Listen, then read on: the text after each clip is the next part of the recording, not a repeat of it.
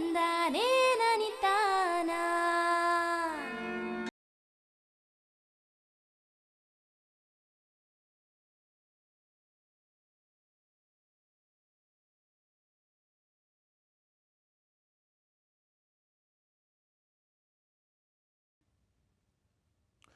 ನಮಸ್ಕಾರ ರೈತ ಬಾಂಧವರೇ, ನೇರ ಫೋನ್ ಕಾರ್ಯಕ್ರಮಕ್ಕೆ ತಮಗೆ ಆತ್ಮೀಯ ಸ್ವಾಗತ. ಕಳೆದ ವರ್ಷ ಮಳೆಯ ಅಭಾವ ಇತ್ತು, ಹಾಗಾಗಿ ಕಬ್ಬಿನ ಬೆಳೆಯ ವಿಸ್ತೀರ್ಣ ಕಡಿಮೆ ಇತ್ತು, ಉತ್ಪಾದನೆ ಕೂಡ ಕಡಿಮೆ ಇತ್ತು. ಆದರೆ ಈ ವರ್ಷ ರೈತರಿಗೆ ಆಶಾದಾಯಕ ಪರಿಸ್ಥಿತಿ ಇದೆ. ಕಬ್ಬು ಬೆಳೆಯುವ ಪ್ರದೇಶದಲ್ಲಿ ಮಳೆ ಉತ್ತಮವಾಗಿದೆ, ಜಲಾಶಯಗಳಲ್ಲಿ ಕೂಡ ನೀರು ಶೇಖರಣೆ ಆಗಿದೆ, ಹಾಗಾಗಿ ಕಬ್ಬಿನ ವಿಸ್ತೀರ್ಣ ಜಾಸ್ತಿ ಆಗಿದೆ. ಆ ಕಾರಣ ಇವತ್ತಿನ ನೇರ ಫೋನ್ ಕಾರ್ಯಕ್ರಮದಲ್ಲಿ ನಮ್ಮ ವಿಚಾರ ವಿನಿಮಯದ ವಿಷಯ ಕಬ್ಬಿನ ಬೆಳೆ, ಅದರ ತಳಿಗಳು ಮತ್ತು ಅದರ ಬೇಸಾಯ ಕ್ರಮಗಳು. ಈ ಕುರಿತು ಮಾಹಿತಿಯನ್ನು ನೀಡೋದಕ್ಕೆ ನಮ್ಮ ಜೊತೆಗಿದ್ದಾರೆ ಮಂಡ್ಯದ VC ಫಾರಂನಲ್ಲಿ ಕಬ್ಬು ತಳಿ ತಜ್ಞರಾದ ಡಾಕ್ಟರ್ SN ಸ್ವಾಮಿಗೌಡ ಅವರು, ಹಾಗೂ ಮಂಡ್ಯದ VC ಫಾರಂನಲ್ಲಿ ಬೇಸಾಯ ಶಾಸ್ತ್ರ ತಜ್ಞರಾದ ಡಾಕ್ಟರ್ KV ಕೇಶವಯ್ಯ ಅವರು. ಅವರಿಬ್ಬರಿಗೂ ಸ್ವಾಗತ. ಈಗ ರೈತ ಬಾಂಧವರೇ, ನೀವು ಅವರ ಜೊತೆಗೆ ಮಾತಾಡೋದಕ್ಕೆ, ಫೋನಿನ ಕರೆ ಮಾಡೋದಕ್ಕೆ ನಮ್ಮ ದೂರವಾಣಿ ಸಂಖ್ಯೆಗಳು 08023542599, ಮತ್ತೊಂದು ಸಂಖ್ಯೆ 08023542699. ದೂರವಾಣಿ ಕರೆ ಮಾಡುವ ರೈತ ಬಾಂಧವರಲ್ಲಿ ಒಂದು ವಿನಂತಿ, ದಯವಿಟ್ಟು ನಿಮ್ಮ ಪ್ರಶ್ನೆ ನೇರವಾಗಿರಲಿ, ಸಂಕ್ಷಿಪ್ತವಾಗಿರಲಿ, ವಿಷಯಕ್ಕೆ ಸಂಬಂಧಪಟ್ಟ ಹಾಗಿರಲಿ. ನೀವು ಕರೆ ಮಾಡುವಾಗ ದಯವಿಟ್ಟು ನಿಮ್ಮ TV ವಾಲ್ಯೂಮನ್ನು ಸಂಪೂರ್ಣವಾಗಿ ಮ್ಯೂಟ್ ಮಾಡಿಡಿ, ಸಂಪೂರ್ಣವಾಗಿ ಕಡಿಮೆ ಮಾಡಿ. ಡಾಕ್ಟರ್ ಸ್ವಾಮಿಗೌಡ ಅವರೇ, ನಿಮಗೆ ಸ್ವಾಗತ ರೈತರ ಪರವಾಗಿ, ಹಾಗೂ ಕೇಶವಯ್ಯ ಅವರೇ, ತಮಗೆ ಸ್ವಾಗತ ರೈತರ ಪರವಾಗಿ. ನಮಸ್ಕಾರ. ಡಾಕ್ಟರ್ ಸ್ವಾಮಿಗೌಡ ಅವರೇ, ಈಗ ನಮ್ಮ ರಾಜ್ಯಕ್ಕೆ ಅನುಕೂಲವಾಗುವಂಥ ಉತ್ತಮ ಕಬ್ಬಿನ ತಳಿಗಳು ಯಾವುವು ಹಾಗೂ ಅವುಗಳ ಲಭ್ಯತೆ ಬಗ್ಗೆ ಮಾಹಿತಿಯನ್ನು ನೀಡ್ತೀರಾ? ಖಂಡಿತ. ಕಬ್ಬಿನ ತಳಿಗಳಲ್ಲಿ ಉತ್ತರ ಕರ್ನಾಟಕ ಮತ್ತು ದಕ್ಷಿಣ ಕರ್ನಾಟಕಕ್ಕೆ ಆದ ತಳಿಗಳ ಲಭ್ಯತೆ ನಮ್ಮಲ್ಲಿದೆ. ದಕ್ಷಿಣ ಕರ್ನಾಟಕಕ್ಕೆ ನಾವು ಶಿಫಾರಸು ಮಾಡಿರುವ ಕಬ್ಬಿನ ತಳಿಗಳು CO 419, CO 7804, CO 8371, CO 86032 ಮತ್ತು COVC 2365, COVC 99463. ಈ ತಳಿಗಳ ಲಭ್ಯತೆ ನಮ್ಮ ವಲಯ ಕೃಷಿ ಸಂಶೋಧನಾ ಕೇಂದ್ರದಲ್ಲಿ ಸಿಗುತ್ತೆ.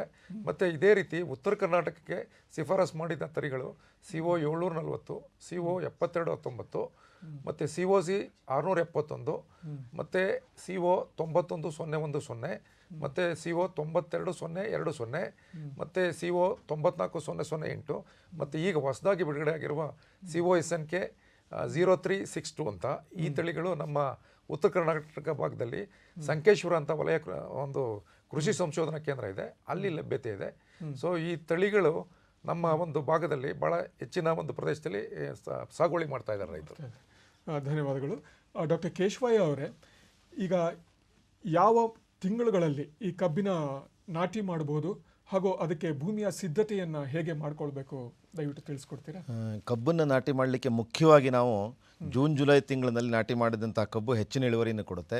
ಅದೇ ರೀತಿ ನಾವು ಜನವರಿ ಫೆಬ್ರವರಿನಲ್ಲೂ ನಾಟಿ ಮಾಡ್ಬೋದು, ಮತ್ತು ಅದಕ್ಕೆ ಪೂರಕವಾಗಿ ಸೆಪ್ಟೆಂಬರ್ ಅಕ್ಟೋಬರ್ ತಿಂಗಳಿನಲ್ಲೂ ಸಹ ನಾಟಿ ಮಾಡ್ಬೋದು. ಅಂದರೆ ಜೂನ್ ಜುಲೈ ತಿಂಗಳಿಂದ ಹಿಡಿದು ಜನವರಿ ಫೆಬ್ರವರಿವರೆಗೂ ನಾವು ನಾಟಿ ಕಾರ್ಯಕ್ರಮವನ್ನು ತಗೋಬೋದು. ಇಲ್ಲಿ ಮುಖ್ಯವಾಗಿ ಏನಪ್ಪ ಅಂತಂದರೆ, ಈ ಎಲ್ಲ ಕಾಲಗಳಲ್ಲೂ ನಾಟಿ ಮಾಡೋದ್ರಿಂದ ಸಕ್ಕರೆ ಕಾರ್ಖಾನೆಗೆ ಕಬ್ಬನ್ನು ಸರಬರಾಜು ಮಾಡೋ ದೃಷ್ಟಿಯಿಂದ ಬೇರೆ ಬೇರೆ ಕಾಲಗಳಲ್ಲಿ ನಾವು ಕಬ್ಬನ್ನು ನಾಟಿ ಮಾಡ್ಕೊಳ್ಳಿಕ್ಕೆ ಅನುಕೂಲ ಆಗುತ್ತೆ. ಅದು ಒಂದು ಉತ್ತಮವಾದ ಒಂದು ನಾಟಿ ಕಾರ್ಯವನ್ನು ನಾವು ಅಂದರೆ ಒಂದು ಯೋಜನೆ ಮಾಡ್ಕೋಬೇಕಾಗತ್ತೆ. ಮತ್ತು ಕಬ್ಬನ್ನು ನಾಟಿ ಮಾಡುವಾಗ ಭಾಳ ಮುಖ್ಯವಾಗಿ ಏನು ಅಂತಂದರೆ, ಕಬ್ಬು ಭಾಳ ದೀರ್ಘಾವಧಿ ಬೆಳೆ ಆಗಿರೋದ್ರಿಂದ ನಾವು ಕಬ್ಬನ್ನ ಒಂದು ನಾಟಿ ಮಾಡ್ತಕ್ಕಂಥ ಒಂದು ಜಮೀನನ್ನು ಚೆನ್ನಾಗಿ ಹಸನು ಮಾಡ್ಕೊಳ್ಳೋದು ಭಾಳ ಮುಖ್ಯ. ಯಾಕೆಂತಂದರೆ ಭಾಳ 1 ವರ್ಷದವರೆಗೂ ಕಬ್ಬಿನ ಬೆಳೆ ಇರುತ್ತೆ ಭೂಮಿನಲ್ಲಿ. ಇಲ್ಲಿ ನಮಗೆ ಕಳೆ ಸಮಸ್ಯೆ ಯಾವುದೇ ಬರದೇ ಇರೋ ಹಾಗೆ, ಜೊತೆಗೆ ಅಲ್ಲಿ ಪೋಷಕಾಂಶಗಳು ಮತ್ತು ಬೇರು ಚೆನ್ನಾಗಿ ಬೆಳವಣಿಗೆ ಆಗಬೇಕಾದ್ರೆ ಆಳವಾಗಿ ಉಳುಮೆ ಮಾಡಿ 2-3 ಸಲ ಉಳುಮೆ ಮಾಡಿ ನಂತರ ಅದಕ್ಕೆ ನಾವು ಏನು ತಿಪ್ಪೆ ಗೊಬ್ಬರವನ್ನು ಅಥವಾ ಕಾಂಪೋಸ್ಟ್ ಗೊಬ್ಬರವನ್ನು ನಾವು ಹಾಕಬೇಕಾಗುತ್ತೆ. ಸುಮಾರು 1 ಎಕರೆಗೆ 10 ಟನ್ನಷ್ಟು ಕಾಂಪೋಸ್ಟ್ ಗೊಬ್ಬರವನ್ನು ನಾವು ಹಾಕೋದು ಭಾಳ ಮುಖ್ಯ. ಈ ರೀತಿ ಭೂಮಿ ತಯಾರು ಮಾಡಿಕೊಂಡು ಕಾಂಪೋಸ್ಟ್ ಗೊಬ್ಬರ ಹಾಕ್ಕೊಂಡು ನಾವು ಭೂಮಿ ತಯಾರು ಮಾಡ್ಕೊಂಡು ನಾವು ನಾಟಿಗೆ ಸಿದ್ಧ ಮಾಡ್ಕೋಬೇಕಾಗುತ್ತೆ. ನಾಟಿ ಮಾಡೋ ಕಾಲ ನಾನು ಆವಾಗಲೇ ಹೇಳಿದಾಗ ಜೂನ್ ಜುಲೈ ಸೆಪ್ಟೆಂಬರ್ ಅಕ್ಟೋಬರ್ ಮತ್ತು ಜನವರಿ ಫೆಬ್ರವರಿ ತಿಂಗಳು ಈ 3 ಕಾಲಗಳಲ್ಲೂ ಸಹ ನಾವು ನಾಟಿ ಮಾಡಲಿಕ್ಕೆ ಯೋಗ್ಯವಾದ ಕಾಲ ಅಂತ ಹೇಳ್ಬೋದು. ಆದರೆ ಅತಿ ಹೆಚ್ಚು ಇಳುವರಿ ನಮಗೆ ಜೂನ್ ಜುಲೈ ತಿಂಗಳಿನಲ್ಲಿ ಮಾಡಿದಂಥ ಕಬ್ಬು ಹೆಚ್ಚಿನ ಇಳುವರಿನ ಕೊಡುತ್ತೆ. ಈಗ ಮಂಡ್ಯದಿಂದ ಕುಮಾರಸ್ವಾಮಿ ಅವರು ಕರೆ ಮಾಡಿದ್ದಾರೆ. ನಮಸ್ಕಾರ ಕುಮಾರಸ್ವಾಮಿ ಅವರೇ. ಹಲೋ ಹಾ, ನಮಸ್ಕಾರ. ಮಂಡ್ಯ ಹತ್ರ ಉಪ್ಪರ್ಕೊಪ್ಲು ಅಂದ್ಬಿಟ್ಟು ಬೀಚ್ ಪಾರ್ಕ್ ಪಕ್ಕನೆ. ಹಾ, ಕೇಳಿ. ಈಗ ನಾವು ಹೆಚ್ಚು ಕಮ್ಮಿ ಸುಮಾರು 8-9 ವರ್ಷದಿಂದ ಕಬ್ಬು ಬೆಳೀತಾ ಇದೀರಿ. ಹಾ, ಈಗ ಹನಿ ನೀರಾವರಿ ಸಿಸ್ಟಮ್ ಅಲ್ಲಿ ಕಬ್ಬು ಬೆಳೆದ್ರೆ ಇಳುವರಿ ಜಾಸ್ತಿನಾ ಅಥವಾ ಮಾಮೂಲಾಗೆ ಬೆಳೆದ್ರೆ ಇಳುವರಿ ಜಾಸ್ತಿನಾ ಹಿಂಗೆ? ಹನಿ ನೀರಾವರಿ ಖಂಡಿತವಾಗಿ ಇತ್ತೀಚೆಗೆ ನಾವು ನೀರಿನ ನಿರ್ವಹಣೆ ಕಬ್ಬಿನಲ್ಲಿ ಬಹಳ ಮುಖ್ಯವಾಗಿ ನಾವು ಮಾಡಬೇಕಾಗುತ್ತೆ. ಆ ಒಂದು ದೃಷ್ಟಿಯಿಂದ ಹನಿ ನೀರಾವರಿ ಮಾಡೋದು ಭಾಳ ಒಳ್ಳೆಯದು ಕಬ್ಬಿನಲ್ಲಿ. ಯಾಕೆ ಅಂತಂದರೆ ನಾವು ಕಬ್ಬಿಗೆ ಯಥೇಚ್ಛವಾಗಿ ನೀರನ್ನು ಕೊಟ್ಟಾಗ ಆ ಬೇರಿನ ಬೆಳವಣಿಗೆ ಮೇಲೆ ಅದು ದುಷ್ಪರಿಣಾಮ ಬೀರುತ್ತೆ. ಹಾಗಾಗಿ ಅದು ಪೋಷಕಾಂಶಗಳನ್ನು ಹೀರ್ಕೊಳ್ಳಿಕ್ಕೂ ಸರಿಯಾಗಿ ಆಗೋದಿಲ್ಲ. ಆ ದೃಷ್ಟಿಯಿಂದ ಈ ಹನಿ ನೀರಾವರಿ ಮಾಡೋದ್ರಿಂದ ಏನಪ್ಪ ಅಂತಂದರೆ ಒಂದು ನೀರಿನ ಮಟ್ಟ ಏನಿದೆ ಅದು ಒಂದೇ ಮಟ್ಟದಲ್ಲಿ ನಮಗೆ ನೀರು ಲಭ್ಯ ಆಗುತ್ತೆ ಕಬ್ಬಿಗೆ. ಹಾಗಾಗಿ ಹನಿ ನೀರಾವರಿ ಮಾಡೋದ್ರಿಂದ ನಮಗೆ ಹೆಚ್ಚಿನ ಒಂದು ಬೆಳೆಯನ್ನು ನಿರೀಕ್ಷಣೆ ಮಾಡ್ಬೋದು. ಅದೇ ರೀತಿ ಈ ಏನು ಹನಿ ನೀರಾವರಿ ಮಾಡ್ತೀವಿ ಆ ಮಾಡಿದಾಗ ಎಲ್ಲೆಲ್ಲಿ ಬೋರ್ವೆಲ್ನ ಇದಿದೆ, ನೀರಿನ ಒಂದು ಮೂಲ ಇದೆ, ಆ ಬೋರ್ವೆಲ್ನ ನಾವು ನೀರಿನ ಉಪಯೋಗಿಸ್ಕೊಂಡು ಮಾಡಿದಾಗ ಈ ಹನಿ ನೀರಾವರಿ ಮಾಡೋದೇ ಬಹಳ ಉತ್ತಮ. ಯಾಕೆ ಅಂತಂದರೆ ನಾವು ಈ ಸಾಮಾನ್ಯವಾದ ಮೇಲ್ಮೈ ನೀರಾವರಿನಲ್ಲಿ ಏನು ನೀರನ್ನು ಕಟ್ತೀವಿ ಅದಕ್ಕೆ 1ಕ್ಕೆ 2 ಪಟ್ಟು ಇದನ್ನು ಜಮೀನನ್ನು ನಾವು ನೀರನ್ನು ಉಣಿಸ್ಲಿಕ್ಕೆ ಸಹಾಯ ಆಗುತ್ತೆ ಹನಿ ನೀರಾವರಿ ಮಾಡೋದ್ರಿಂದ. ಆ ದೃಷ್ಟಿಯಿಂದ ಹನಿ ನೀರಾವರಿನ ಎಲ್ಲೆಲ್ಲಿ ನೀರಿನ ಕೊರತೆ ಇದೆ ಅಥವಾ ಬೋರ್ವೆಲ್ ನೀರನ್ನು ನಾವು ಉಪಯೋಗಿಸ್ಕೋತೀವಿ ಅಲ್ಲಿ ಹನಿ ನೀರಾವರಿ ಮಾಡ್ಕೋಬೋದು. ಅದ್ರ ಜೊತೆಗೆ ಇತ್ತೀಚೆಗೆ ನಮಗೆ ಅಂತರ್ವ್ಯಾಪಿ ಹನಿ ನೀರಾವರಿ ಅನ್ನೋಂಥ ಒಂದು ಪದ್ಧತಿ ಬಂದಿದೆ. ಅಂದರೆ ನಾವೇನು ಭೂಮಿನಲ್ಲೇ ಈ ಪೈಪ್ಗಳನ್ನು ಅಳವಡಿಸಿ ಅಂದರೆ ಭೂಮಿ ಮೇಲ್ಗಡೆ ಹಾಕಿದಾನೆ ಭೂಮಿ ಒಳಗಡೆ ಮಣ್ಣಿನಲ್ಲಿ ಒಳಗಡೆ ಪೈಪನ್ನು ಹಾಕಿದಾಗ ನಮಗೆ ಯಾವುದೇ ಬೇಸಾಯ ಕ್ರಮಕ್ಕೆ ಅದು ಅಡಚಣೆ ಬರೋದಿಲ್ಲ. ಹಾಗೆ ಅಂತರ್ವ್ಯಾಪಿಯಾಗಿ ಅಂದರೆ ಸಬ್ಸರ್ಫೇಸ್ ಡ್ರಿಪ್ ಇರಿಗೇಷನ್ ಅಂತ ಹೇಳ್ತೀವಿ, ಇದನ್ನು ಮಾಡೋದ್ರಿಂದ ನಮಗೆ ಯಾವುದೇ ಇದಕ್ಕೆ ಬೇಸಾಯ ಕ್ರಮಗಳಿಗೆ ಅದು ತೊಡಕಾಗಲ್ಲ. ಜೊತೆಗೆ ನಾವು ಕಬ್ಬನ್ನು ಕೂಳೆನೂ ಸಹ ನಾವು ಕಬ್ಬಿನ ಬೆಳೆನಲ್ಲಿ ಕೂಳೆ ಬೆಳೆನೂ ಸಹ ಮಾಡೋದ್ರಿಂದ ನಾವು ಕಬ್ಬು ಕಟಾವು ಮಾಡೋವಾಗಲೂ ಸಹ ನಮಗೆ ಪೈಪ್ಗಳು ಮತ್ತು ಇದಕ್ಕೆ ಯಾವುದೇ ಡ್ಯಾಮೇಜ್ ಆಗೋದಿಲ್ಲ. ಆ ದೃಷ್ಟಿಯಿಂದ ಈ ಅಂತರ್ವ್ಯಾಪಿ ನೀರಾವರಿ ಅಂದರೆ ಸಬ್ಸರ್ಫೇಸ್ ಡ್ರಿಪ್ ಇರಿಗೇಷನ್ನ ಮಾಡಿಕೊಂಡು ನಾವು ಬೆಳೆದ್ರೆ ಕಬ್ಬಿನ ಇಳುವರಿನೂ ಜಾಸ್ತಿ ಆಗುತ್ತೆ. ಆಮೇಲೆ ನೀರಿನ ಖರ್ಚು ಅರ್ಧಕ್ಕರ್ಧ ಉಳಿತಾಯ ಆಗುತ್ತೆ. ಅಂದರೆ 1 ಎಕರೆ ನೀರು ಮಾಡೋ ಕಡೆ 2 ಎಕರೆ ನೀರನ್ನು ನಾವು ಮಾಡ್ಕೋಬೋದು ಈ ಹನಿ ನೀರಾವರಿ ಮಾಡೋದ್ರಿಂದ. ಧನ್ಯವಾದಗಳು ಕುಮಾರಸ್ವಾಮಿ ಅವರೇ. ಈಗ ಕಬ್ಬಿನ ಬೀಜದ ತುಂಡುಗಳನ್ನು ಆಯ್ಕೆ ಮಾಡೋದು ಹೇಗೆ, ಅವುಗಳನ್ನು ಕಣ್ಣು ಬೇರ್ಪಡಿಸೋದು, ಇದ್ರ ಬಗ್ಗೆ? ಕಬ್ಬಿನಲ್ಲಿ ಬಿತ್ತನೆ ಬೀಜದ ಆಯ್ಕೆ ಬಹಳ ಪ್ರಮುಖವಾದ ಘಟ್ಟ.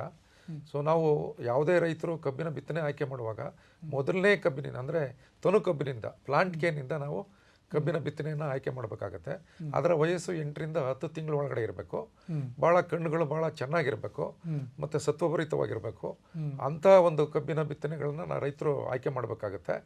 ಇದನ್ನು ನಾವು 1 ಎಕರೆಗೆ 3 ಟನ್ನು ನಮ್ಮ ಕಬ್ಬಿಗೆ ಬೇಕಾಗುತ್ತೆ ರೈತರಿಗೆ. ಇದನ್ನ 3 ಕಣ್ಣಿಗೆ ಸೆಟ್ಸ್ ರೆಡಿ ಮಾಡ್ಕೊಂಡು ಬಿತ್ತನೆ ಮಾಡಬೇಕಾಗುತ್ತೆ. ಇದರಿಂದ ಉತ್ತಮವಾದ ಇಳುವರಿ ನಾವು ನಿರೀಕ್ಷಣೆ ಮಾಡ್ಬೋದು. ಧನ್ಯವಾದಗಳು. ಡಾಕ್ಟರ್ ಕೇಶವಯ್ಯ ಅವರೇ, ಈಗ ಬೀಜೋಪಚಾರ ಏನಾದರೂ ಮಾಡೋ ಅಗತ್ಯ ಇದೆಯಾ? ಹೇಗೆ ಮಾಡೋದು ಅದು? ಕಬ್ಬಿನಲ್ಲಿ ಬೀಜೋಪಚಾರ ಅಂತಂದರೆ ಮುಖ್ಯವಾಗಿ ಬೆವೆಸ್ಟಿನ್ ಅನ್ನೋಂಥ ಶಿಲೀಂಧ್ರನಾಶಕ ಇದೆ. ಇದನ್ನು ಉಪಚಾರ ಮಾಡಿದ್ದೇ ಆದರೆ ನಮಗೆ ಹೆಚ್ಚಿನ ಮೊಳಕೆನ ನಾವು ನಿರೀಕ್ಷಣೆ ಮಾಡ್ಬೋದು. ಹೇಗೆ ಮಾಡಬೇಕು ಅಂತಂದರೆ ಸುಮಾರು 1 ಎಕರೆಗೆ ಬೇಕಾದಂಥ ಬಿತ್ತನೆ ಬೀಜ ಅಂತಂದರೆ 3ರಿಂದ 3.5 ಟನ್ನಷ್ಟು ಬಿತ್ತನೆ ಬೀಜ ಬೇಕಾಗುತ್ತೆ. ಈ ಬಿತ್ತನೆ ಬೀಜನ ನಮ್ಮ ಸ್ವಾಮಿಗೌಡರು ಹೇಳಿದಾಗೆ 3 ಕಣ್ಣಿನ ಬಿತ್ತನೆ ಬೀಜವನ್ನು ತಯಾರು ಮಾಡ್ಕೊಂಡ ನಂತರ ಸುಮಾರು 1 ಲೀಟ್ರ್ ನೀರಿಗೆ 1 ಗ್ರಾಮ್ನಂತೆ ಬೆವೆಸ್ಟಿನ್ನ ದ್ರಾವಣ ಮಾಡಿಕೊಂಡು ಸುಮಾರು 1 ಎಕರೆಗೆ ಸುಮಾರು 400ರಿಂದ 500 ಲೀಟ್ರಷ್ಟು ದ್ರಾವಣ ಬೇಕಾಗುತ್ತೆ. ಈ ರೀತಿ ಮಾಡಿಕೊಂಡು ಈ ಕಬ್ಬನ್ನು ಬಿತ್ತನೆ ತುಂಡುಗಳನ್ನು ಅದ್ದಿ 15 ನಿಮಿಷಗಳ ಕಾಲ ಅದನ್ನು ಅದ್ದಿ ನಂತರ ಅದನ್ನು ನಾಟಿಗೆ ಉಪಯೋಗಿಸ್ಕೋಬೋದು. ಇದ್ರ ಜೊತೆಗೆ ಇದಕ್ಕೆ ಪೂರಕವಾಗಿ ಶಾಖೋಪಚಾರ ಮಾಡಿ ಬಿತ್ತನೆ ಮಾಡಿದ್ರೆ ಬಹಳ ಒಳ್ಳೆಯ ಬೆಳೆಯನ್ನು ನಾವು ನಿರೀಕ್ಷಣೆ ಮಾಡ್ಬೋದು. ಡಾಕ್ಟರ್ ಕೇಶವಯ್ಯ ಅವರೇ, ಈಗ ರೈತರು ಕರೆ ಮಾಡಿದ್ದಾರೆ. ರಾಮಚಂದ್ರಪ್ಪ ಅವರು, ನಮಸ್ಕಾರ ರಾಮಚಂದ್ರಪ್ಪ ಅವರೇ. ಹಲೋ. ಹಾಂ, ನಮಸ್ಕಾರ. ಪ್ರಶ್ನೆ ಕೇಳಿ ರಾಮಚಂದ್ರಪ್ಪ ಅವರೇ. ರಾಮಚಂದ್ರಪ್ಪ ಅವರೇ, ದಯವಿಟ್ಟು ನಿಮ್ಮ ಟಿವಿ ವಾಲ್ಯೂಮನ್ನು ಸಂಪೂರ್ಣ ಮ್ಯೂಟ್ ಮಾಡಿಡಿ. ನಮ್ದ್ರಿ ಈಗ 4 ಎಕರೆ.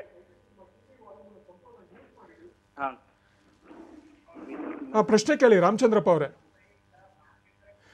ದಯವಿಟ್ಟು ಟಿವಿ ವಾಲ್ಯೂಮ್ ಸಂಪೂರ್ಣ ಮ್ಯೂಟ್ ಮಾಡಿಡಿ, ಸಂಪೂರ್ಣ ಕಡಿಮೆ ಮಾಡಿಡಿ. 4 ಎಕರೆ ಈಗ ಕರ್ನ್ಯಾಲ ಐತ್ರಿ. ಹಾಂ ಹಾಂ ಕೇಳಿ, ಪ್ರಶ್ನೆ ಕೇಳಿ. ಮಳ್ಳಿ ನೀರ್ ಬಿಡಿಬೇಕು ಕಬ್ಬ್ ಹಚ್ಬೇಕಂತ ವಿಚಾರ ಮಾಡಿದ್ವಿ. ಹಾಂ ಹೇಳಿ. ಅದಕ್ಕೇನ ಅದ ಅಪಾಯ ಐತ್ರೋ ಏನ ಬಡದ ಎಷ್ಟ್ ಲೀಟರ್ ಬಿಡಿಬೇಕು ಮತ್ತ ಅದಕ್ಕ ಕರ್ನ್ಯಾಲಕ್ಕ ಈಗ ನೀರ್ ಬಡದ ಇದಕ್ಕ ಗಳೆ ಹೊಡೆದ್ರಿ. ಹಾಂ ಈಗ ಸಗಣಿ ಗೊಬ್ಬರ ಕೊಡ್ಬೇಕ್ರೋ ಏನ ಅದ ಕಾಂಪೋಸ್ಟ್ ಗೊಬ್ಬರನ ಕಡ್ದ ಕಬ್ಬ್ ಹಚ್ಬೇಕು ಅದನ್ನ ಸ್ವಲ್ಪ ಮಾಹಿತಿ ಹೇಳ್ರಿ. ಕಾಂಪೋಸ್ಟ್ ಗೊಬ್ಬರ ಕೊಡಬೇಕಾ, ಸಗಣಿ ಗೊಬ್ಬರ ಕೊಡಬೇಕಾ, ಅದ್ರ ಬಗ್ಗೆ ಮಾಹಿತಿ ಕೇಳ್ತಾ ಇದ್ದಾರೆ. ಸಾಮಾನ್ಯವಾಗಿ ನಾವು ಕಬ್ಬಿಗೆ ಏನು ಶಿಫಾರಸು ಮಾಡ್ತೀವಿ ಅಂತಂದರೆ, ಒಂದು ಎಕರೆಗೆ ಸುಮಾರು 10 ಟನ್ನಷ್ಟು ಚೆನ್ನಾಗಿ ಕಳಿತಿರ್ತಕ್ಕಂಥ ಕೊಟ್ಟಿಗೆ ಗೊಬ್ಬರ ಅಥವಾ ಕಾಂಪೋಸ್ಟ್ ಗೊಬ್ಬರ, ಇದನ್ನು ನಾವು ಚೆನ್ನಾಗಿ ಭೂಮಿನ ಸಿದ್ಧತೆ ಮಾಡ್ಕೊಂಡ ನಂತರ ಭೂಮಿಗೆ ಸೇರಿಸ್ತಕ್ಕಂಥದ್ದು ಮೊದಲನೇದಾಗಿ. ನಂತರ ಇದ್ರ ಜೊತೆಗೆ ನಾವು ಈ ಒಂದು ಸಕ್ಕರೆ ಕಾರ್ಖಾನೆಯಿಂದ ಬರ್ತಕ್ಕಂಥ ಮಡ್ಡಿ ಗೊಬ್ಬರನೂ ಸಹ ಉಪಯೋಗಿಸ್ಬೋದು. ಇದು ಬಹಳ ಉತ್ಕೃಷ್ಟವಾದ ಒಂದು ಗೊಬ್ಬರ. ಇದನ್ನು ನಾವು ಇದನ್ನು ಸಹ ಅಷ್ಟೇ ಕಾಂಪೋಸ್ಟ್ ಮಾಡಿ ನಂತರ ಉಪಯೋಗಿಸ್ಬೇಕಾಗುತ್ತೆ. ನೇರವಾಗಿ ಉಪಯೋಗಿಸ್ಲಿಕ್ಕೆ ಬರೋಲ್ಲ. ಇದನ್ನ ಸುಮಾರು ಒಂದು ಎಕರೆಗೆ ಒಂದು 4 ಟನ್ನಷ್ಟು ಈ ಒಂದು ಮಡ್ಡಿ ಗೊಬ್ಬರವನ್ನು ಉಪಯೋಗಿಸೋದ್ರಿಂದ ಇದರಲ್ಲಿ ಸಾಕಷ್ಟು ಪೋಷಕಾಂಶಗಳು ಲಭ್ಯ ಇರುತ್ತೆ. ಅದನ್ನು ಉಪಯೋಗಿಸ್ಕೊಂಡಂಗಾಗುತ್ತೆ. ಯಾಕೆ ಅಂತಂದರೆ ಇದು ನಮ್ಮ ಒಂದು ಕಬ್ಬಿನ ಒಂದು ಗದ್ದೆಯಿಂದನೇ ಹೋಗಿರ್ತಕ್ಕಂಥ ಒಂದು ವಸ್ತು ಇದು, ಈ ಮಡ್ಡಿ ಗೊಬ್ಬರ ಅಂತ ಹೇಳಿದ್ರೆ. ಇದನ್ನು ಕಾಂಪೋಸ್ಟ್ ಮಾಡಿ ನಂತರ ಉಪಯೋಗಿಸ್ಕೊಳ್ತಕ್ಕಂಥದ್ದು. ಇದಕ್ಕೆ ಭಾಳ ಸುಲಭವಾದ ವಿಧಾನ ಅಂತಂದರೆ, ನಾವು ಸಕ್ಕರೆ ಕಾರ್ಖಾನೆಯಿಂದ ತಂದಂಥ ಮಡ್ಡಿನ ನಾವು ನಮ್ಮ ಒಂದು ತಿಪ್ಪೆ ಗೊಬ್ಬರ ಏನಿದೆ ಅದ್ರ ಜೊತೆ ಮಿಕ್ಸ್ ಮಾಡಿಕೊಂಡು ಸಹ ಹಾಕ್ಕೊಂಡು ಒಂದು 2-3 ತಿಂಗಳು ಬಿಟ್ಟ ನಂತರ ಇದಕ್ಕೆ ಹಾಕ್ಕೋಬೋದು ಗದ್ದೆಗೆ. ಇಲ್ಲ ಅಂತಂದರೆ ನಾವು ಬೆಳೆ ಹಾಕೋದಕ್ಕೆ ಮುಂಚೆ 1-1.5 ತಿಂಗಳು ಅಥವಾ 2 ತಿಂಗಳು ಮುಂಚೆ ಈ ಮಡ್ಡಿ ಗೊಬ್ಬರವನ್ನು ನಾವು ನಮ್ಮ ಒಂದು ಕಬ್ಬು ನಾಟಿ ಮಾಡ್ತಕ್ಕಂಥ ಜಮೀನಲ್ಲಿ ಸೇರಿಸಿ 2 ತಿಂಗಳು ನಂತರ, ಅಂದರೆ ಸಮಯಾವಕಾಶ ಇದ್ದರೆ ನಂತರ ಅದನ್ನು ಕಬ್ಬನ್ನು ನಾಟಿ ಮಾಡ್ಕೋಬೋದು. ಈ ರೀತಿ 2-3 ವಿಧಾನದಲ್ಲಿ ಈ ಒಂದು ಸಕ್ಕರೆ ಕಾರ್ಖಾನೆ ಮಡ್ಡಿ ಗೊಬ್ಬರವನ್ನು ಉಪಯೋಗಿಸ್ಬೋದು. ಆದರೆ ಕಾಂಪೋಸ್ಟ್ ಮಾಡದೆ ಇದನ್ನು ಉಪಯೋಗಿಸಬಾರ್ದು ನೇರವಾಗಿ. ಧನ್ಯವಾದಗಳು ರಾಮಚಂದ್ರಪ್ಪ ಅವರೇ. ಈಗ ಕಲ್ಲೂರಿಂದ ಗುರುನಾಥ್ ಅವರು ಕರೆ ಮಾಡಿದ್ದಾರೆ. ನಮಸ್ಕಾರ ಗುರುನಾಥ್ ಅವರೇ. ನಮಸ್ಕಾರ ಸರ್. ಹಾಂ, ಪ್ರಶ್ನೆ ಕೇಳಿ. ಸರ್, ನಾವು ಇವಾಗ ಕಬ್ಬ ಫಸ್ಟ್ ಟೈಮ್ ಇದು ಮಾಡಿದ್ರ ಸರ್. ಹಾಂ, ಈಗ ಅದು ಡ್ರಿಪ್ ಇರಿಗೇಷನ್ ಮಾಡೀವಿ. ಹಾಂ, ಅದು ಒಂದು ಸಾಲಿಂದ ಒಂದು ಸಾಲು ಮಾಡೀವಿ ಸರ್ ಡ್ರಿಪ್. ಹಾಂ, ಅದು ಡ್ರಿಪ್ ಕಂಪ್ನಿಯವರು ಸಕ್ಸಸ್ ಆಗ್ತದೆ ಅಂತ ಹೇಳಿದ್ದಾರೆ. ಸಕ್ಸಸ್ ಆಗುತ್ತಾ ಅಂತ ಸರ್. ಒಂದು ಸಾಲಿಂದ ಒಂದು ಸಾಲಿಗೆ ಡ್ರಿಪ್ ಹಾಕಿದ್ದಾರೆ. ಅದು ಎಷ್ಟಡಿ ಅಂತರದಲ್ಲಿ ನಾಟಿ ಮಾಡಿದ್ದೀರಿ ಕಬ್ಬನ್ನ? 2 ಅಡಿ ಸರ್. 2 ಅಡಿನಲ್ಲ? ಹೌದು ಸರ್. ಸಾಮಾನ್ಯವಾಗಿ ನಾವು ಹನಿ ನೀರಾವರಿ ಮಾಡುವಾಗ ಶಿಫಾರಸು ಮಾಡ್ತಕ್ಕಂಥದ್ದು ಅಗಲ ಸಾಲು ನಾಟಿನಲ್ಲಿ. ಯಾಕೆಂತಂದ್ರೆ ನಿಮಗೆ ತುಂಬ ಹತ್ತಿರದಲ್ಲಿ ನಾಟಿ ಮಾಡಿದಾಗ ನಿಮಗೆ ಈ ಒಂದು ಪೈಪು ಏನು ಅಂದರೆ ನಳಿಕೆಗಳನ್ನೇನು ಉಪಯೋಗಿಸ್ತೀವಿ ಅದು ಭಾಳ ಹೆಚ್ಚಿನ ಪ್ರಮಾಣದಲ್ಲಿ ಬೇಕಾಗುತ್ತೆ. ಖರ್ಚು ತುಂಬ ಜಾಸ್ತಿ ಆಗುತ್ತೆ. ಅದು ಒಂದು ಸಾಲು ಬಿಟ್ಟು ಒಂದು ಸಾಲಿಗೆ ಹಾಕಿದ್ದಾರೆ. ಅದೇನೆ, ಇವಾಗ ನೀವು 2 ಅಡಿನಲ್ಲಿ ಕಬ್ಬನ್ನು ನಾಟಿ ಮಾಡಿದಾಗ ಭಾಳ ಹತ್ತಿರ ಆಗುತ್ತೆ. ಹಾಗಾಗಿ ನೀವು ಕನಿಷ್ಠ ಒಂದು 5 ಅಡಿ ಅಥವಾ 6 ಅಡಿನಲ್ಲಿ ನಾವು ಕಬ್ಬನ್ನು ನಾಟಿ ಮಾಡಲಿಕ್ಕೆ ಶಿಫಾರಸು ಮಾಡ್ತೀವಿ ಈ ಒಂದು ಹನಿ ನೀರಾವರಿನ ಅಳವಡಿಸಿದಾಗ. ಇಲ್ಲ ಅಂತಂದರೆ ಒಂದು ಸಾಲನ್ನ ತೆಗಿಬೇಕಾಗುತ್ತೆ. ಯಾಕೆಂತಂದರೆ ಬೆಳವಣಿಗೆನೂ ಚೆನ್ನಾಗಿ ಬರುತ್ತೆ. ನೀವು ಹನಿ ನೀರಾವರಿ ಮಾಡಿದಾಗ ಕಬ್ಬಿನ ಬೆಳವಣಿಗೆನೂ ಚೆನ್ನಾಗಿ ಬರುತ್ತೆ. ಹಾಗಾಗಿ ತುಂಬ ಹತ್ತಿರದಲ್ಲಿ ಮಾಡಿದಾಗ ನಿಮಗೆ ಈ ಒಂದು ನಾವು ಏನು ಹನಿ ನೀರಾವರಿ ಪ್ರಯೋಜನ ಅಷ್ಟಾಗಿ ಸಿಗೋದಿಲ್ಲ. ಆ ದೃಷ್ಟಿಯಿಂದ ಸಾಲಿನಿಂದ ಸಾಲಿಗೆ ಅಂತರವನ್ನು ಹೆಚ್ಚಿಗೆ ಕೊಡಬೇಕಾಗುತ್ತೆ. ಸರ್, ಅದಕ್ಕೆ ಯಾವಾಗ ಗೊಬ್ಬರ ಆಗ್ತದೆ ಸರ್? ಗೊಬ್ಬರ ಅಂತಂದರೆ ನಾವು ಇದಕ್ಕೆ ಹನಿ ನೀರಾವರಿಗೆ ಗೊಬ್ಬರ ಕೊಡುವಾಗ ನಾವು ಮುಖ್ಯವಾಗಿ ಹೇಳಬೇಕು ಅಂತಂದರೆ ಈ ಯೂರಿಯಾ ಮತ್ತು ಪೊಟ್ಯಾಷಿಯನ್ನ ನಾವು ಈ ಒಂದು ನೀರಿನ ಮುಖಾಂತರನೇ ಕೊಡ್ಬೋದು. ಇದನ್ನು ರಸಾವರಿ ಅಂತ ಹೇಳ್ತೀವಿ, ಅಂದರೆ ಫರ್ಟಿಗೇಷನ್ ಅಂತ ಹೇಳ್ತೀವಿ. ನೀರಿನ ಮುಖಾಂತರನೇ ಕೊಡ್ಬೋದು. ಅದಿಲ್ಲ ಅಂತಂದರೆ ಅದ್ರ ಜೊತೆಗೆ ಈ ಒಂದು ಏನು ಸೂಪರ್ ಫಾಸ್ಫೇಟ್ ಅಥವಾ ಬೂದಿ ಗೊಬ್ಬರ ಏನಿದೆ, ರಂಜಕದ ಗೊಬ್ಬರ, ಇದನ್ನು ನಾವು ಮಣ್ಣಿಗೆ ಸೇರಿಸ್ತಕ್ಕಂಥದ್ದು, ಇದು ಒಂದು ವಿಧಾನ. ಇಲ್ಲ ಅಂತಂದರೆ ಕೆಲವು ಈ ಒಂದು ಲಿಕ್ವಿಡ್ ಫರ್ಟಿಲೈಸರ್ಸ್ ಅಥವಾ ದ್ರವರೂಪದ ಗೊಬ್ಬರಗಳು ಸಹ ಸಿಗ್ತವೆ ಮಾರುಕಟ್ಟೆನಲ್ಲಿ. ಈ ಒಂದು ಹನಿ ನೀರಾವರಿಗೆ ವಿಶೇಷವಾಗಿ ಮಾಡಿರ್ತಕ್ಕಂಥ ಗೊಬ್ಬರ, ಇದನ್ನು ನಾವು ರಸಾವರಿ ಮುಖಾಂತರ, ಇದರಲ್ಲಿ ಸಾರಜನಕ, ರಂಜಕ, ಪೊಟ್ಯಾಷ್ ಎಲ್ಲ ಪ್ರಮಾಣದಲ್ಲೂ ಸಮ ಪ್ರಮಾಣದಲ್ಲಿ ಇರ್ತದೆ. ಇದನ್ನು ಸಹ ನಾವು ಕೊಡ್ಬೋದು. ಆದರೆ ಕೊಡ್ತಕ್ಕಂಥ ಪ್ರಮಾಣ ಭಾಳ ಕಡಿಮೆ. ಅಂದರೆ ನಾವು ವಾರಕ್ಕೆ 2 ದಿವಸ ಅಥವಾ 3 ದಿವಸದಲ್ಲಿ 1 kg ಅಥವಾ 2 kgನ ಭಾಳ ಕಡಿಮೆ ಪ್ರಮಾಣದಲ್ಲಿ ಭಾಳ ಹೆಚ್ಚಿನ ಅವಧಿವರೆಗೆ ಕೊಡ್ತಾ ಹೋಗ್ಬೋದು ಹನಿ ನೀರಾವರಿ. ಧನ್ಯವಾದಗಳು ಗುರುನಾಥ್ ಅವರೇ. ಈಗ ಬಿಜಾಪುರದಿಂದ ವಿಶ್ವನಾಥ್ ಅವರು ಕರೆ ಮಾಡಿದ್ದಾರೆ. ನಮಸ್ಕಾರ ವಿಶ್ವನಾಥ್ ಅವರೇ. ನಮಸ್ಕಾರ ಸರ್. ಹಾಂ, ಪ್ರಶ್ನೆ ಕೇಳಿ. ಸರ್, ಈಗ ನಾನು ಒಂದು 4 ಎಕರೆ ಕಬ್ಬು ಹಚ್ಬೇಕಂತ ವಿಚಾರ ಮಾಡಿದ್ದೇನೆ ಸರ್. ಹಾಂ ಸರ್, ಅದಕ್ಕೆ ಕಪ್ಪು ನೆಲೆ ಇದೆ ಸರ್. ಅದಕ್ಕೆ ಯಾವ ತಳಿ ಹಚ್ಬೇಕು ಸರ್ ಕಬ್ಬು? ಮತ್ತೆ ಯಾವ ರೀತಿ ಅದಕ್ಕೆ ಭೂಮಿ ಉಳುಮೆ ಮಾಡ್ಬೇಕಂತ ಒಂದು ಕಪ್ಪು ಭೂಮಿ ಇದೆ, ಯಾವ ತಳಿ ಒಳ್ಳೆಯದು ಉತ್ತಮ ಅಂತ ಕೇಳ್ತಾ ಇದ್ದಾರೆ. ನಿಮ್ಮ ಭಾಗಕ್ಕೆ CO 86-032 ಅಂತ ನಯನ ಅಂತ ಈ ತಳಿ ಭಾಳ ಉತ್ತಮವಾಗಿ ಇಳುವರಿ ಕೊಡುತ್ತೆ ಮತ್ತು ಕಪ್ಪು ಭೂಮಿಗೆ ಭಾಳ ಸೂಕ್ತವಾದ ತಳಿ. ಈ ತಳಿನ ಬೇರೆ ತಳಿಗಳಿಗೆ ನೀವು ಹೇಗೆ ಬೇಸಾಯ ಮಾಡ್ತೀರಿ ಅದೇ ರೀತಿ ಮಾಡಬೇಕಾಗತ್ತೆ. ಹೆಚ್ಚಿನ ಒಂದು ಬೇರೆ ಬೇಸಾಯ ಕ್ರಮಗಳಿಗೇನು ಬೇಕಾಗಿಲ್ಲ. ಮಾಮೂಲಿ ಬೇಸಾಯ ಕ್ರಮನೇ ಮತ್ತು ನೀವು ಇದಕ್ಕೆ ರಾಸಾಯನಿಕ ಗೊಬ್ಬರಗಳನ್ನ ಕೊಡುವಾಗ ಭಾಳ ಬೇರಿನ ಹತ್ರಕ್ಕೆ ಕೊಡಬೇಕಾಗತ್ತೆ, ಮತ್ತು ಅಂತರ ಬೇಸಾಯ ಭಾಳ ಚೆನ್ನಾಗಿ ಮಾಡಬೇಕಾಗತ್ತೆ ಈ ತಳಿಗೆ. ಸರ್ ರಾಸಾಯನಿಕ ಗೊಬ್ಬರ ಕೊಡೋದು ಒಳ್ಳೇದು, ಕೊಟ್ಟಿಗೆ ಗೊಬ್ಬರ ಕೊಡೋದು ಒಳ್ಳೇದು ಸರ್? ನೀವು ಕೊಟ್ಟಿಗೆ ಗೊಬ್ಬರದ ಜೊತೆ ರಾಸಾಯನಿಕ ಗೊಬ್ಬರ, ಸೊ ಮೊದಲು ಕೊಟ್ಟಿಗೆ ಗೊಬ್ಬರ ಕೊಡಬೇಕು. 1 ಎಕರೆಗೆ 10 ಟನ್ ಕೊಟ್ಟಿಗೆ ಗೊಬ್ಬರ ಕೊಡಬೇಕಾಗತ್ತೆ. ಅದಾದಮೇಲೆ ರಾಸಾಯನಿಕ ಗೊಬ್ಬರಗಳನ್ನ ಅದನ್ನು ನಾಟಿ ಮಾಡುವಾಗ ಮೂಲ ಗೊಬ್ಬರವಾಗಿ ಮತ್ತು ಮೇಲ್ಗೊಬ್ಬರವಾಗಿ 3 ಸಾರಿ ಸಾರ್ವಜನಿಕ ಗೊಬ್ಬರ ಕೊಡಬೇಕಾಗತ್ತೆ. ಈ ರೀತಿ ಮಾಡಿದರೆ ನಿಮಗೆ ಉತ್ತಮ ಇಳುವರಿ ಬರ್ತದೆ. ಧನ್ಯವಾದಗಳು ವಿಶ್ವನಾಥ್ ಅವರೇ. ಡಾಕ್ಟರ್ ಕೇಶವಯ್ಯ ಅವರೇ, ಈಗ ಅಂತರ ಬೆಳೆಗಳ ಬಗ್ಗೆ ಸ್ವಲ್ಪ ಮಾಹಿತಿಯನ್ನು ನೀಡ್ತೀರಾ? ಖಂಡಿತ. ಇವಾಗ ಕಬ್ಬು ದೀರ್ಘಾವಧಿ ಬೆಳೆ, ಜೊತೆಗೆ ಸಾಲಿನಿಂದ ಸಾಲಿಗೆ ಹೆಚ್ಚಿನ ಅಂತರ ಕೊಡೋದ್ರಿಂದ ನಮಗೆ ಹೆಚ್ಚಿನ ಸ್ಥಳಾವಕಾಶ ಮತ್ತು ಕಾಲಾವಕಾಶ ಎರಡೂ ಇರುತ್ತೆ. ಹಾಗಾಗಿ ಇದನ್ನು ಸುಮಾರು ಒಂದು 70ರಿಂದ 75 ದಿವಸದಲ್ಲಿ ಬರ್ತಕ್ಕಂಥ ಬೆಳೆಗಳನ್ನು ನಾವು ಇಲ್ಲಿ ಅಂತರ ಬೆಳೆಗಳಾಗಿ ಬೆಳಿಬೋದು. ಇಲ್ಲಿ ಒಂದು ವಿಶೇಷವಾಗಿ ಗಮನಿಸಬೇಕಾಗಿರ್ತಕ್ಕಂಥ ಅಂಶ ಅಂತಂದರೆ, ನಾವು ಸಾಮಾನ್ಯವಾಗಿ ಈ ದ್ವಿದಳ ಧಾನ್ಯ ಜಾತಿಗೆ ಸೇರಿದಂಥ ಅಂತರ ಬೆಳೆಗಳನ್ನು ಮಾಡಿದ್ರೆ ಕಬ್ಬಿಗೂ ಲಾಭ ಆಗುತ್ತೆ ಮತ್ತು ಭೂಮಿಯ ಫಲವತ್ತತೆ ಜಾಸ್ತಿ ಮಾಡೋ ದೃಷ್ಟಿಯಿಂದನೂ ಅನುಕೂಲ ಆಗುತ್ತೆ. ಆ ದೃಷ್ಟಿಯಿಂದ ನಾವು ಇವಾಗ ಈ ತಿಂಗ್ಳುರುಳಿ ಇರ್ಬೋದು ಅಥವಾ ಸೋಯಾ ಅವರೆ ಇರ್ಬೋದು, ಈ ಥರದ ಒಂದು ಬೆಳೆಗಳನ್ನು ಅಂತರ ಬೆಳೆಗಳಾಗಿ ನಾವು ಶಿಫಾರಸು ಮಾಡಿದ್ದೀವಿ. ಸಾಲಿನಿಂದ ಸಾಲಿಗೆ 3 ಅಡಿ ಅಂತರ ಕೊಟ್ಟಾಗ ನಾವು 1 ಸಾಲು ಸೋಯಾ ಅವರೆ ಅಥವಾ 2 ಸಾಲು ತಿಂಗ್ಳುರುಳಿ ಸಾಲುಗಳನ್ನು ನಾವು ಹಾಕ್ಕೋಬೋದು, 2 ಸಾಲುಗಳು ಕಬ್ಬಿನ ಸಾಲುಗಳ ಮಧ್ಯ. ಅದೇ ರೀತಿ 5 ಅಡಿ ಅಂತರದಲ್ಲೂ ಸಹ ನಾವು ಇವಾಗ ಇತ್ತೀಚೆಗೆ ಶಿಫಾರಸು ಮಾಡ್ತಾ ಇದ್ದೀವಿ ಕಬ್ಬನ್ನು ನಾಟಿ ಮಾಡಲಿಕ್ಕೆ. ಈ 5 ಅಡಿ ಅಂತರದಲ್ಲಿ ಮಾಡಿದಾಗ ಸಾಲಿನಿಂದ 2 ಸಾಲುಗಳ ಕಬ್ಬಿನ ಸಾಲುಗಳ ಮಧ್ಯ 2 ಸಾಲು ಸೋಯಾ ಅವರೆ ಅಥವಾ 3 ಸಾಲು ತಿಂಗ್ಳುರುಳಿನ ನಾವು ಅಂತರ್ಬೆಳೆಯಾಗಿ ಮಾಡ್ಕೋಬೋದು. ಸುಮಾರು ಇದರಲ್ಲಿ ತಿಂಗ್ಳುರುಳಿನಲ್ಲಿ S9 ಅನ್ನುವಂಥ ತಳಿ ಇದೆ. ಅದೇ ಸೋಯಾ ಅವರೆನಲ್ಲಿ KB79 ಅನ್ನುವಂಥ ತಳಿಗಳಿದ್ದಾವೆ. ಇವನ್ನು ಉಪಯೋಗಿಸ್ಕೊಂಡು ಬೆಳೆಗಳನ್ನು ಮಾಡ್ಕೋಬೋದು. ಈ ಬೆಳೆಗಳನ್ನು ಮಾಡಲಿಕ್ಕೆ ಆಗಲಿಲ್ಲ ಅಂದರೆ ರೈತ ಬಾಂಧವರು ದಯಮಾಡಿ ಈ ಒಂದು ಸಾಲುಗಳ ಮಧ್ಯ ಈ ಹಸಿರೆಲೆ ಬೆಳೆ ಚೆಂಬೆ ಅಥವಾ ಅಪ್ಸೆಣಬನ್ನು ಬಿತ್ತನೆ ಮಾಡಿ ನಂತರ 45 ದಿವಸ ಒಂದು 5% ಹೂವಾಡೋ ಹಂತದಲ್ಲಿ ಅದನ್ನು ಮತ್ತೆ ಭೂಮಿಗೆ ಮಗುಚಾಕಿದ್ರೆ ಈ ಒಂದು ಭೂಮಿಯ ಫಲವತ್ತತೆಯನ್ನು ಹೆಚ್ಚಿಗೆ ಮಾಡ್ಕೊಳ್ಳಿಕ್ಕೆ ಭಾಳ ಅನುಕೂಲ ಆಗುತ್ತೆ. ಈಗ ಗುಲ್ಬರ್ಗದಿಂದ ಸುನಿಲ್ ರೆಡ್ಡಿ ಅವರು ಕರೆ ಮಾಡಿದ್ದಾರೆ. ನಮಸ್ಕಾರ ಸುನಿಲ್ ರೆಡ್ಡಿ ಅವರೇ. ನಮಸ್ಕಾರ. Hello sir. ಹಾಂ ಸುನಿಲ್ ರೆಡ್ಡಿ ಅವರೇ, ಪ್ರಶ್ನೆ ಕೇಳಿ. ಸರ್ ನಮ್ದು ಕಬ್ಬು ನಾಟಿ ಮಾಡಿ ಒಂದು 6 ಮಂತ್ ಐತೆ ಸರ್. ಹಾಂ. ಅದು ಇವಾಗ ಮತ್ತು 10-12 ಗಣಿಕೆ ಇದೆ. ಹಾಂ. ಅದಕ್ಕೆ ಗೊಬ್ಬರ ಯಾವ್ದು ಕೊಡ್ಬೇಕಂತ ಸರ್? ಇವಾಗ ನಾವು 2 ಟೈಮ್ ಕೊಟ್ಬಿಟ್ಟಿದ್ದೀವಿ ಇವಾಗ ರಾಸಾಯನಿಕ ಗೊಬ್ಬರ. ಈಗ 6 ತಿಂಗಳಾಯಿತು, ಈಗ ಯಾವ ಗೊಬ್ಬರ ಈಗ ಕೊಡಬೇಕು ಅಂತ ಹೇಳಿ ಕೇಳ್ತಾ ಇದ್ದಾರೆ. ಸಾಮಾನ್ಯವಾಗಿ ನಾವು ಕಬ್ಬಿಗೆ ಶಿಫಾರಸು ಮಾಡಿರ್ತಕ್ಕಂಥ ಗೊಬ್ಬರ ಅಂತಂದರೆ, ಪ್ರಾರಂಭದಲ್ಲಿ ನಾವು ಆವಾಗಲೇ ಹೇಳಿದಾಗೆ 10 ಟನ್ನಷ್ಟು ಕೊಟ್ಟಿಗೆ ಗೊಬ್ಬರ ಅಥವಾ ಕಾಂಪೋಸ್ಟ್ ಗೊಬ್ಬರ, ಅದರ ಜೊತೆಗೆ ನಾಟಿ ಮಾಡುವಾಗ ಸುಮಾರು ಅರ್ಧ ಚೀಲದಷ್ಟು ಯೂರಿಯಾ ಮತ್ತು 5 ಚೀಲದಷ್ಟು ಬೂದಿ ಮತ್ತು 80 kg ಪೊಟ್ಯಾಶು, ಇವಿಷ್ಟು ಗೊಬ್ಬರಗಳನ್ನು ನಾವು ನಾಟಿ ಸಮಯದಲ್ಲಿ ಕೊಡಬೇಕಾಗುತ್ತೆ. ಇದ್ರ ಜೊತೆಗೆ ಮೇಲ್ಗೊಬ್ಬರವಾಗಿ ಸುಮಾರು ಕಬ್ಬನ್ನು ನಾಟಿ ಮಾಡಿ 6 ವಾರ, 10 ವಾರ ಮತ್ತು 14 ವಾರದಲ್ಲಿ 3 ಸಲ ಮೇಲ್ಗೊಬ್ಬರವಾಗಿ ಯೂರಿಯಾ ಗೊಬ್ಬರ ಕೊಡಬೇಕಾಗುತ್ತೆ. 6 ವಾರದಲ್ಲಿ 1 ಚೀಲ ಯೂರಿಯಾ ಮತ್ತು 10 ವಾರದಲ್ಲಿ 1.5 ಚೀಲದಷ್ಟು ಯೂರಿಯಾ ಮತ್ತು 14 ವಾರದಲ್ಲಿ, ಅಂದರೆ ಕೊನೆಯ ಒಂದು ಮುರಿ ಏನು ಮಾಡ್ತೀರಿ, ಮಣ್ಣನ್ನು ಏರಾಕ್ತೀರಿ, ಆ ಸಂದರ್ಭದಲ್ಲಿ 2 ಚೀಲದಷ್ಟು ಯೂರಿಯಾ, ಇವಿಷ್ಟು ಗೊಬ್ಬರವನ್ನು ಮೇಲ್ಗೊಬ್ಬರವಾಗಿ ಕೊಡಬೇಕಾಗುತ್ತೆ.